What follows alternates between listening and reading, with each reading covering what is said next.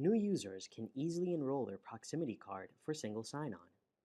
Here, a new user attempts to log in for the first time with their badge. They simply enter the same username and password they used to access the network.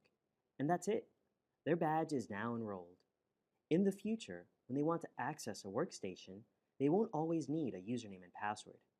They can simply tap their badge to securely log into the workstation and applications. A tap of their badge also secures the workstation and logs them out. Fingerprints can also be used to log in and out of workstations.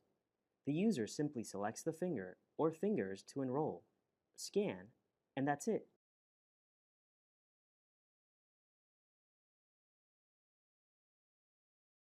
Their fingerprint can now be used for SSO.